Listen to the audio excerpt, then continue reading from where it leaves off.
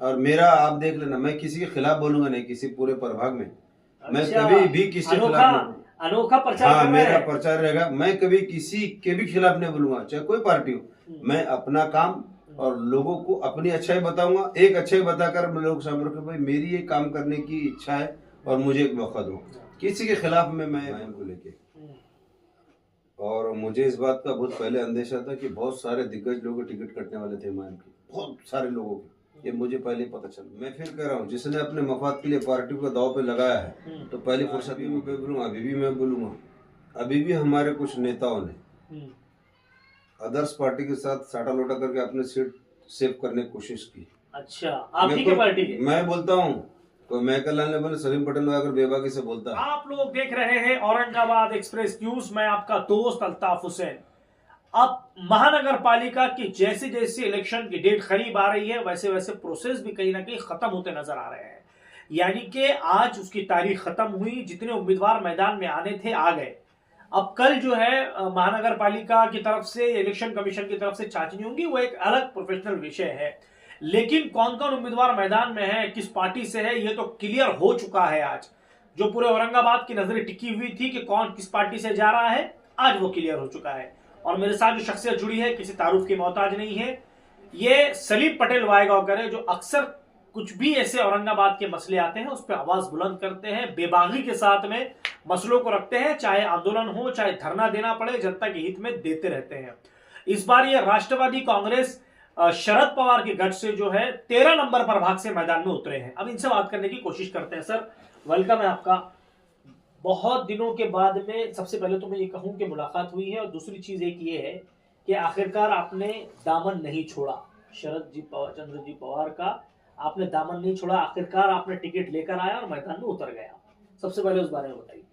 सबसे पहले तो मैं आपके चैनल का शुक्रगुजार हूं कि बहुत दिनों के बाद आज जो है एक सही और अच्छे मौके पे आप लोग जो यहाँ हैं और मुझे अपनी बात रखने का अवसर दिया, तमाम टीम का और आपके चैनल का शुक्रगुजार हूँ।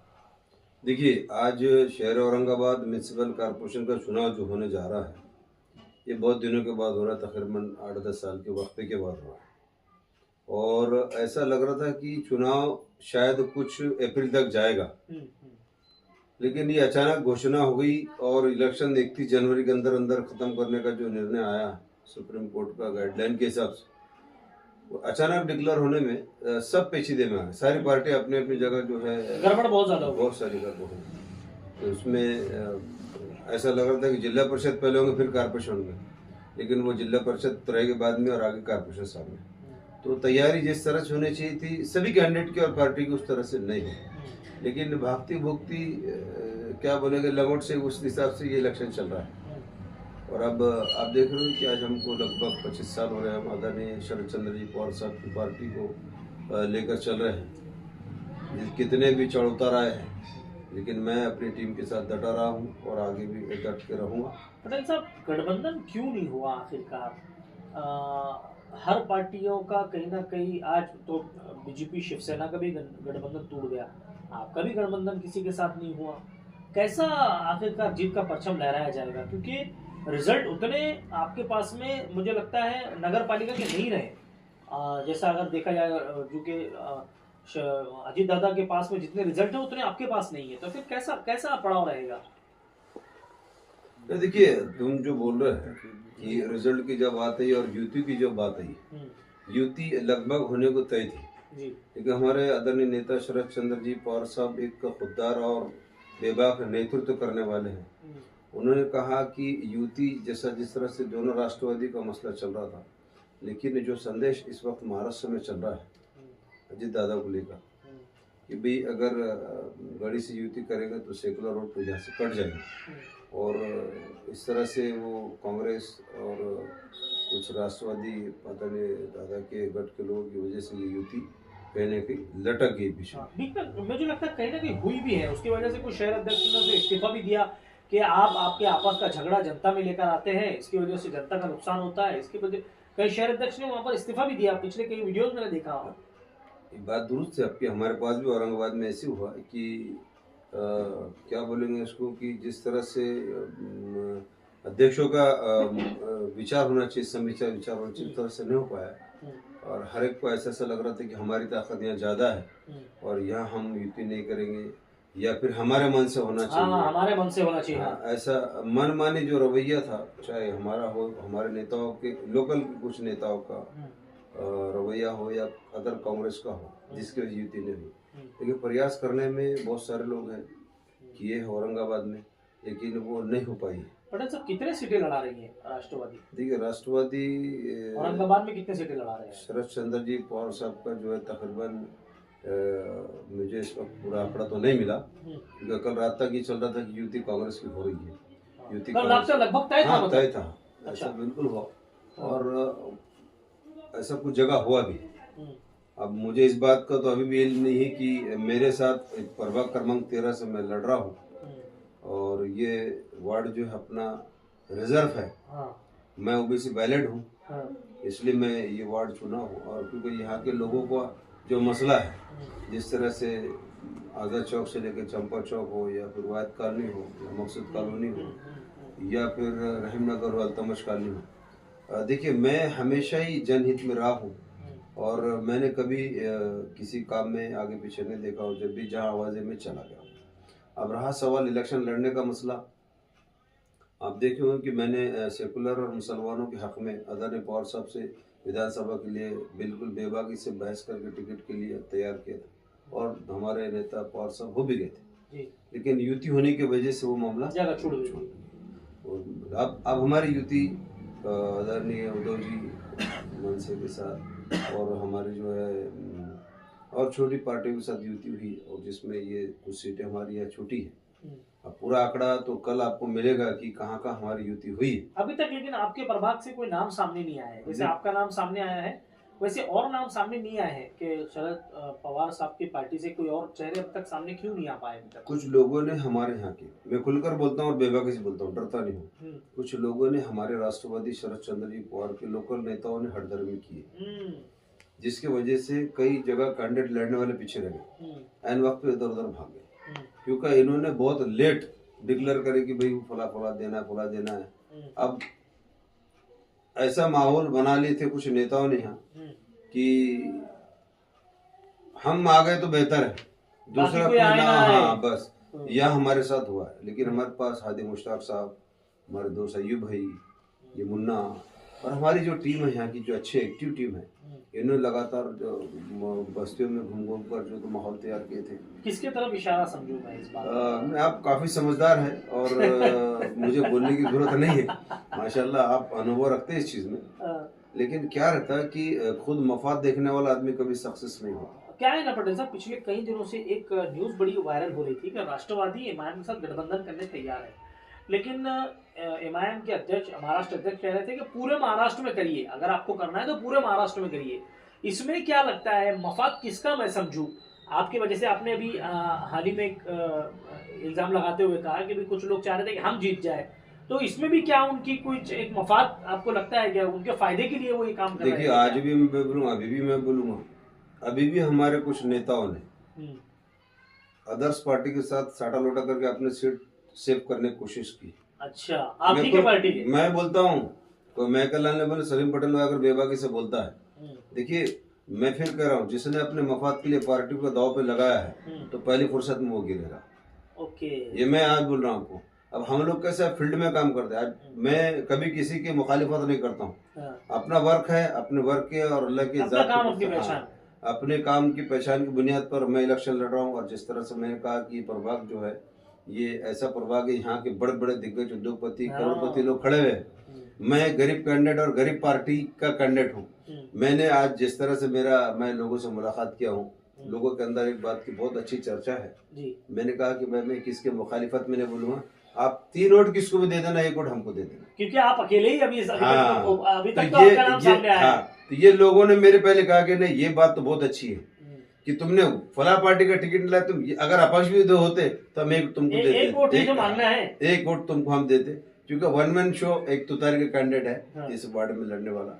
और अल्हम्दुलिल्लाह हम डोर टू डोर जाएंगे और अपनों को पहचान बताने की जरूरत नहीं, लोग अपने काम से भी वाकिफ है क्योंकि आप गठबंधन क्यों नहीं हुआ होगा आखिर? कांग्रेस के साथ में आपका, या एमआईएम के साथ आपका, या वंचित के साथ आपका, या शिवसेना के साथ आपका क्यों नहीं हुआ होगा? किसकी गलती इसमें रही होगी? लोकल लीडर्स की रही, महाराष्ट्र लेवल पे लोग नेताओं की रही, या फिर एमआईएम के साथ गठबंधन नहीं होने की वजह और बाकी पार्टियों के साथ क्या हुई होगी? वजह क्यों? मैं वही तो बता रहा हूँ कि जो नेतृत्व हमारा यहाँ लोकल का था कि युति वो मजबूत नहीं है। नहीं, कुछ लोग मजबूत थे।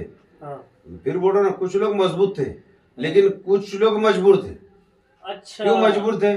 उनको अपना देखना था, उनको अपनी सीट सेव करना थी, इसलिए मैं खुलकर बोलूंगा, ये बात मैं पवार साहब के सामने भी रखूंगा। मतलब आपको ये लगता है कि आपकी पार्टी मफाद के लिए कुछ नेताओं ने, पूरे नहीं, कुछ लोगों ने करे इसमें, कुछ हमारे पार्टी के लोगों ने करे, लेकिन युति करने में मुश्ताक साहब हो या अदर सब लोगों ने कोशिश करे थे, लेकिन कुछ लोग हड़दर्मी की वजह से, चाहे कांग्रेस के हो या हमारे पार्टी की हो, लोकल नेतृत्व में अपना अपना मजबूती देखकर वो युति नहीं हुई। खुद की सीट बचाने के लिए, मैं ये समझ लूं, खुली बात है ना? खुली बात है। अपनी सीट बचाने का रहा तो बस ऐसा करें, नहीं तो आज हमारा वर्क भी अच्छा है और हमारे नेता आदरणीय पवार साहब का नेतृत्व तो सारा देश का, पूरी दुनिया जानती है। सेकुलर पार्टी है, किसी पे इल्जाम लगाती नहीं और किसी का इल्जाम अपने आप पे लेती नहीं। महापौर बनाने में किंग मेकर का रोल अदा करेंगे क्या? क्योंकि अगर समझो 20 सीट भी आप लड़ाते हैं तो कितनी सीटें अगर आपकी जीती? क्योंकि अभी तक जितने नाम मेरे सामने नहीं आए, मुझे ऐसा लगता है कि शायद 30 के करीब शायद आप सीट लड़ाएंगे 115 में, क्योंकि आप एक इस प्रभाग से हैं, बाकी प्रभाग के नाम भी आपके सामने नहीं आए अभी तक। तो कितने सीटें लड़ रही है यही समझ में नहीं आया। मुझे अभी तक इस बात आपको ही पता नहीं, मुझे ही पता नहीं। सब सही देखा जाए तो हमारे पास आदरणीय खासदार बजरंग सोनी साहब निरीक्षक बन के यहाँ आए और उनसे भी मुलाकात करने की थी, मगर टाइम इतना खतरनाक था, आखिर वक्त में मुलाकात नहीं हो पाई, क्योंकि मेरा भी विवाह भागते दौड़ पे मेरे पास पहुंचा। अच्छा, अब अंदाजा लगा लो कि जब मतलब आपका फॉर्म भी आपको लास्ट मोमेंट पे मिला है। मोमेंट पे क्या, इसमें बहुत सारे हमारे लोगों ने बता रहा, मुश्ताक भाई, ये मुश्ताक भाई है, मुन्ना भाई, ये लोग बेचारे ये साथ में थे करके गाड़ी बची, वरना मेरी गाड़ी भी निकल जाती। ओह, मतलब आपका टिकट भी नहीं बचा पाते, आपकी सीट भी नहीं बचा पाते। ऐसे कुछ लोगों की तय थी। तो कुछ लोगों ने क्या चाहते हैं? राष्ट्रवादी को खत्म करना चाहते हैं आपके पार्टी के लोग? क्या है?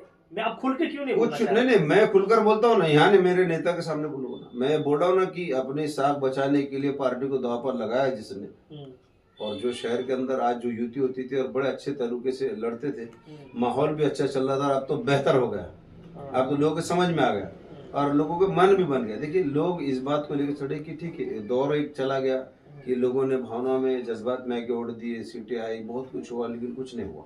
एक सवाल मैं इससे हटके करता हूँ, इसी सुंदर बात पे आपको पूछ रहा हूँ। जैसे आप कह रहे हैं एमआईएम में आज जिस तरीके की नाराजगी देखने को मिली, इसका फायदा राष्ट्रवादी उठा सकती थी क्या? बिल्कुल उठा सकती थी, 100% उठा सकती थी, लेकिन मैं बता रहा हूँ ना कि सही तरीके से उसको भाप नहीं पाए, पार्टी के नेता उस तरीके से भाप नहीं पाए। कांग्रेस ने इसका फायदा बड़ा उठाया कुछ हद तक। अच्छा, वो भी कुछ हद तक बोल रहे हैं? कुछ हद तक, पूरी तरीके से नहीं। देखिए, आज जिस तरह से लोगों में नाराजगी फैली है एमआईएम को लेके, और मुझे इस बात का बहुत पहले अंदेशा था कि बहुत सारे दिग्गज लोग टिकट कटने वाले थे एमआईएम के, बहुत सारे लोगों के, ये मुझे पहले पता चल गया, लेकिन क्या उनका पार्टी का आंदोलन मामला था, इस पर कुछ बोल नहीं सकते थे। लेकिन मुझे बहुत पहले इस चीज का पता लग गया था कि जितने पुराने सीटें आए उसमें जो 2-4 लोग मिलेंगे, बाकी लोग को टिकट नहीं मिलेगा। हाँ, ये बहुत पहले से था। और आज इनकी नाराजगी जो है, चाहे आरिफ हुसैनी हो या हमारे क्या नाम, जो भी है, देखिए इनके साथ नाइंसाफी हुई है। जफर बिल्डर हो, ये लोग बेचारे एक्टिव वर्कर है, काम करने वाले लोग हैं, और इनके साथ जो नाइंसाफी हुई है, ये मेरा व्यक्तिगत है कि मेरी हमदर्दी उनके साथ है, क्योंकि वो लोगों ने पार्टी को यहाँ बना है, दमखम से लेके चला है, और जब आज ऐन वक्त पर उनको नाकर दे गया तो उनका दुख जाहिर है। अच्छा, एक सवाल ऐसा है, अगर आपका गठबंधन कांग्रेस, वंचित, एमआईएम ये सब लोग एक साथ होते, कितने सीटों पर आप जीतते लगभग? देखिए, मेहर ही होता है, मेहर आप ही बनाते हैं 100%। अगर हम सब मिलके लड़ते ना तो यकीनन मेहर हमारा ही सबका मिलके होता है। आप कोई चांस नहीं है? लेकिन नहीं, इस दावा नहीं कर सकते आप, कोई पार्टी दावा नहीं कर सकती। अभी सेना बीजेपी की युति, उनका भी युति टूट चुकी है, सब टूट गई है।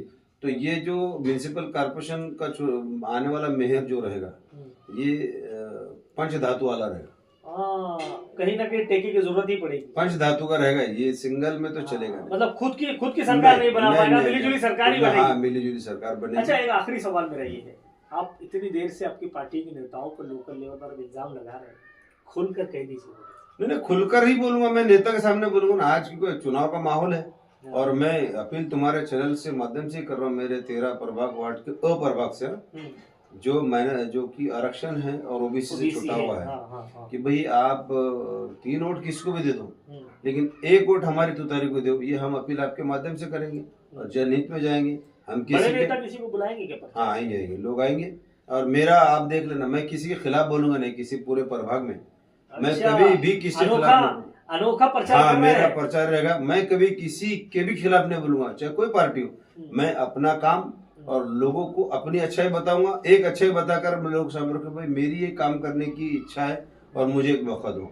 किसी के खिलाफ में मैं बोलूंगा नहीं, मतलब सिर्फ आप एक ही वोट, बस 1 वोट मांगू। ठीक है, थैंक यू। ये थे सलीम पटेल वायगांवकर। जैसे इन्होंने पूरी अपनी बात में इन्होंने अपने पार्टी के लोकल लेवल पर जो लीडर है उनके ऊपर आरोप लगाते हुए ये कहा कि वो राष्ट्रवादी को किसी तरह यहां से खत्म करने की कोशिश कर रहे हैं।